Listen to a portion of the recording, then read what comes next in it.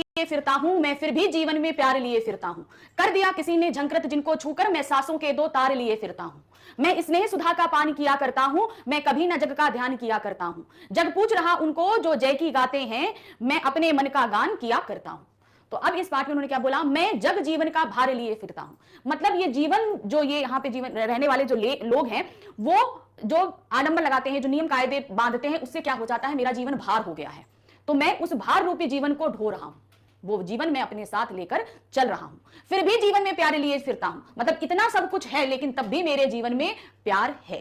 तो ये जब आत्मपरिचय कविता लिखी गई थी, उस समय उनकी प्रेमिका यानी कि उनकी प्रथम पत्नी उनसे बिछड़ गई थी।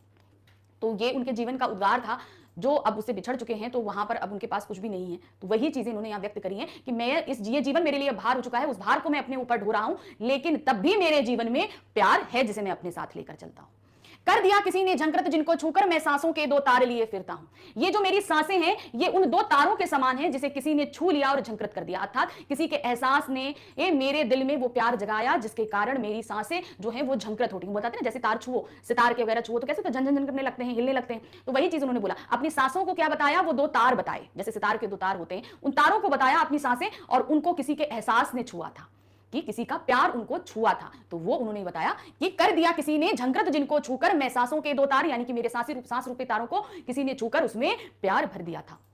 मैं स्नेह सुधा का पान किया करता हूं, और मैंने प्यार रूपी शराब को पी रखा है। प्यार को एक शराब का नशा बताया है, प्यार का जो नशा होता है उसको शराब के नशे की तरह कंपेयर किया है। शराब पीने से जो नशा आता है, वही नशा उससे कहीं ज्यादा मदमस्त नशा प्यार का होता है। तो उन्होंने बोला कि मैंने प्यार रूपी शराब को पी रखा है।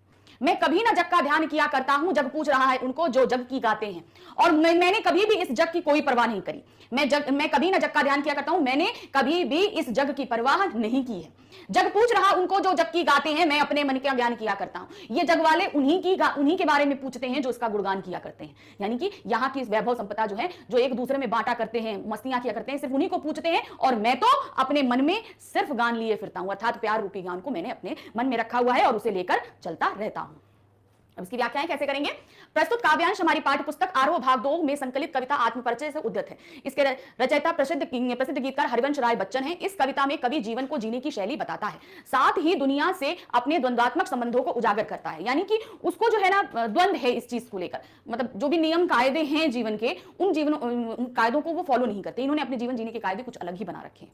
व्याख्या कैसे करेंगे। बच्चन जी कहते हैं कि मैं संसार में जीवन का भार उठाकर घूमता रहता हूं, उसके बावजूद मेरा जीवन प्यार से भरा पूरा है। जीवन की समस्याओं के बावजूद कवि के जीवन में प्यार है।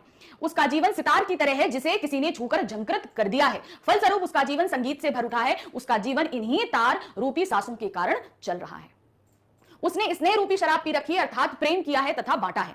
उसने कभी संसार की परवाह नहीं करी। संसार के लोगों की प्रवृत्ति है कि वे उनको पूछते हैं जो संसार के अनुसार चलते हैं तथा उनका गुणगान करते हैं। कभी अपने मन की इच्छा अनुसार चलता है, अर्थात वह वही करता है जो उसका मन है। तो वो जो संसार के चलने के जो नियम हैं, जो उनको पूछते हैं, उनसे बिल्कुल उलट इन्होंने अपने नियम बना रखे हैं जिसके हिसाब से वो चलते हैं।